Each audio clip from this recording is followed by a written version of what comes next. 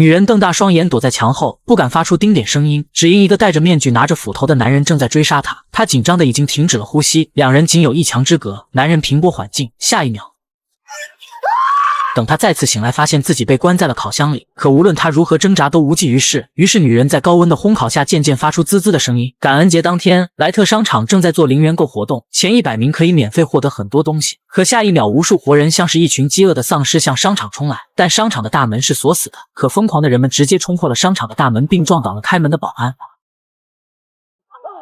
紧接着有人被玻璃碎片刮破了脖子，现场顿时乱成了一团，有人摔倒，有人惊叫，有人手腕被踩成了麻花，有人被购物车撞倒在地，甚至就连他的头发都被扯掉了。这一切令警察陷入了癫狂。这一次事故导致了多人的死亡，有人说商店老板不应该举办这样的活动，但也有人认为这件事的罪魁祸首就是那些贪婪的抢购者。然而没有人来承担这次事故的责任。夜晚参加完零元购的胖姐正在打扫卫生，可在她打扫完餐厅准备回家时，却发现一个戴着笑脸的面具在吧台上放着。他以为是哪个顾客把面具忘在了这里，随后女人就将这个面具扔进了垃圾桶之中。然而就在他要穿衣服离开时，突然出现了一个面具客，对着他就是一刀砍来，紧接着将其压入了水池之中。然后他又打开了冷库的舱门，将胖姐压在了冰冷的冷库大门上。极致的低温瞬间就让他的脸跟大门冻在了一起。然而在面具客拿起斧头要给胖姐致命一击时，可没想到他忍着疼痛将自己与冰冷的大门分离，肉直接被撕下了一片。胖姐迅速躲入杂物室内，然而过了一会，她没有听到外面的动静。胖姐毫不迟疑拿起手包推门就走，殊不知怪客早就在外面等候多时了。次日，胖姐的下半身被挂在了莱特商场的招牌上，而她的上半身却消失不见。另一边，商场老板的斧头不翼而飞，死亡贴纸上写着当时去商场抢购的小年轻们。经过警方对之前事件的归纳调查，发现是有人将感恩节当成了变态杀人游戏。然而那次商场事故后，商场老板的女儿琳达心里一直忐忑不安。特别是看了今天的新闻，以为是自己神经敏感的琳达放下了手机，可就在她渐渐入睡的时候，远处却发生了恐怖的一幕。同样看到可怕新闻的商场保安顿时觉得大事不妙，赶紧联系朋友准备连夜跑路。然而临出门却发现护照不见了。下一秒门后传来微弱的响声，他走过去一把拉开门，原来是虚惊一场。可一转身，却发现自己的沙发上不知何时竟多了一个戴着笑脸的面具。胖保安知道肯定是有人来到了自己的房间，于是拿起一旁的球棒准备防身。他认为凶手就在厨房，然后战战兢兢地向厨房缓慢移动。忽然面具客从自己身旁的桌子下钻了出来，拿着搅拌机扎进了他肥胖的身躯，紧接着又用钢丝线勒住了他的脖子，然后狠狠地用力，活生生地将胖保安的头给割了下来。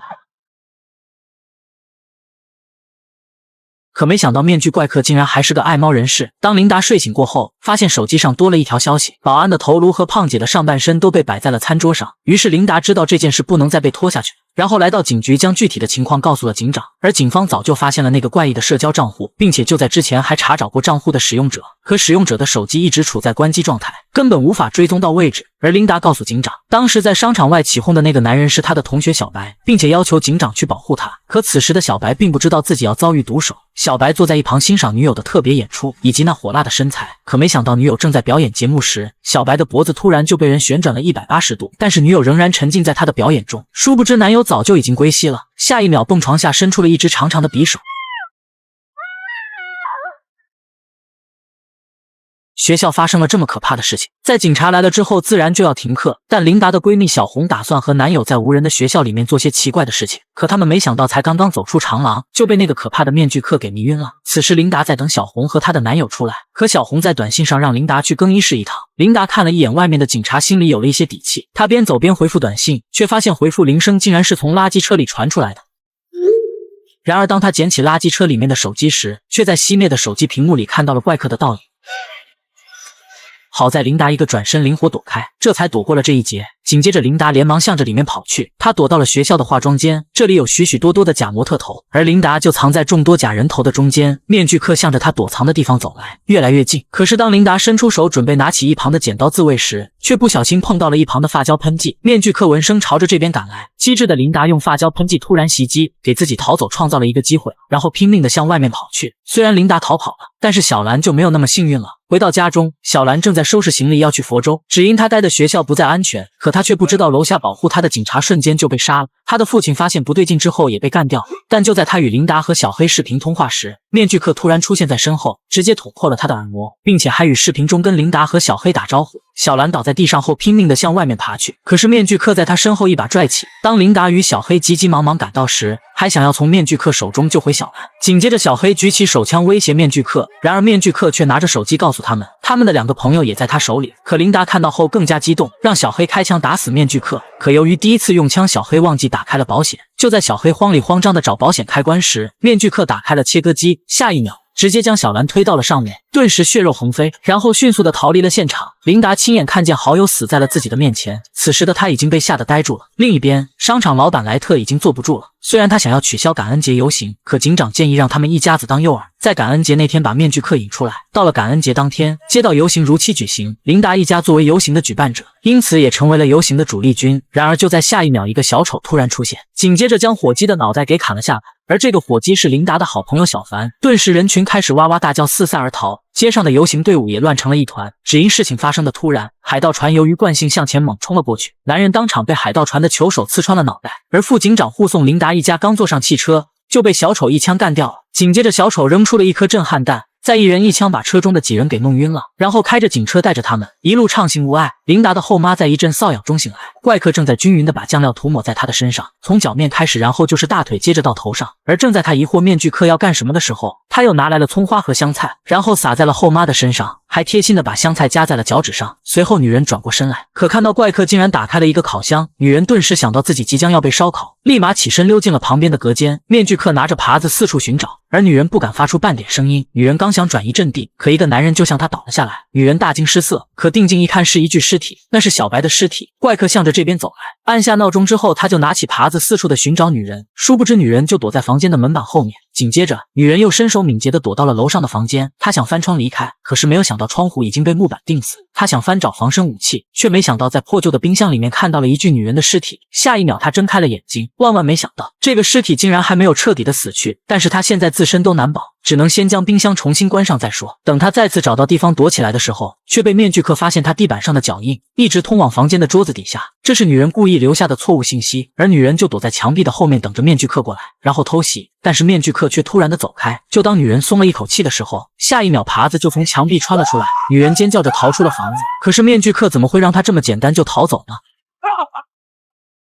一个低头就刺中了女人，然后就将其抓了回来，关进了刚刚已经预热好的烤箱之中。怪客嫌女人太吵，他就给女人注射了一针镇定剂，可镇定剂还没有生效，女人就在高温的烘烤下渐渐地散发出了美味的肉香。另一边，警方通过卫星定位查到了面具客在柯达基公园直播，紧接着警方就派出了霹雳小组赶往那里，可是发现这是一个圈套，为的是引开警察的视线。此时真正的直播才刚刚开始，当琳达苏醒过来，发现一家人除了后妈都被绑在餐桌周围。此时面具客端上了一盘冒着热气的烤肉，当看到桌子上的烤肉是自己母亲时，琳达顿时就惊了，而琳达的父亲当场就忍受不住，直接将自己昨晚的夜宵吐了出来。而面具客为了体现待客之道，又取了一杯热乎的红酒，是刚从女人体内放出的一杯新鲜，然后又切下一块美味的烤肉，酒加硬菜都有了，那就正式开始吧。只见面具客的手指轻划过莱特的脖子，然后又走到男人身后，一锤子就开了脑花，众人大惊失色。为了逃脱魔掌，琳达想起了戒指上的小刀，就在面具客激情演讲的时候，琳达就已经用自己的戒指割开了手上的绳套，然后将戒指递给了自己身边的小黑。在小黑也解绑之后，他瞬间炸起将杀人魔推开，紧接着两人迅速逃离现场，并且在逃跑时发现这里是商场老板丢斧头的地方。而小黑为了掩护琳达被怪客砍伤，怪客砍伤小黑后没有停下，而是继续追着逃命的琳达。前面突然出现一个围栏，可为了活命，琳达体内的潜能被逼了出来，她像男人一样越过了围栏，在面具客赶来之前跳了下去。但怪客就直直地望着跑远的琳达，却没有追赶。就在琳达跑向小镇准备找人求救的时候，却看到了小镇警长此时正扑倒在马路中央。而也就在这时，琳达看到了恐怖的面具客躲进了厂房中，于是他拔下了警长的手枪追了上去。殊不知他在厂房外面看到的面具客竟然是自己的前夫哥。正在他震惊的时候，突然警长从他身后出现，他只好将警枪物归原主，然后悄悄离开仓库。随着几声枪响过后，警长气喘吁吁的出来，告诉琳达他已经打伤了前夫哥，被警察搭救后，琳达知道自己的父亲和小黑并没有死。等警长前脚刚刚出门，琳达就拔掉了在丛林粘上的蒲公英。此时的警长也回来了，正当他弯腰捡垃圾的时候，琳达惊恐地发现警长的裤边也沾着蒲公英。警长明明没有去过丛林，为什么会沾上它？琳达瞬间后背发凉，紧接着谎称自己不舒服，想要借机离开。但警长瞬间明白了一切，警长反手关了门，直截了当地说 If only you'd been stuck on the fence a second longer. 原来警长的情人在那次商场事故中不幸死了，因为胖保安的临阵脱逃，让胖姐误杀了他的老婆。还有，如果不是你们这群小年轻，那他的老婆就不会死。可警长不知道这一幕已经被直播在了网上。就在警长想要杀人灭口的时候，突然一个锤子飞了进来，正好砸中警长的头，前夫哥就走了琳达，紧接着警长就追在他们后边。There will be no leftovers! 可下一秒，琳达拿着火铳燃爆了氢气球，火光漫天，顿时就将警长吞没了。闹剧结束，警方封锁了现场，然而没找到警长的尸体。但是不会有人在这场灾难中幸存。就在琳达松了一口气时，一个消防员拿着斧头出现在了琳达的视线中。离那场灾难已经过去了1个月，但在看到那个消防员后，琳达心里一直有一根刺。深夜，琳达被柜子的动静吵醒，出于警觉，她走了过去，想要看看门后有什么。原来是一场噩梦。看电影找驰名，持续更新，紧张刺激的好电影。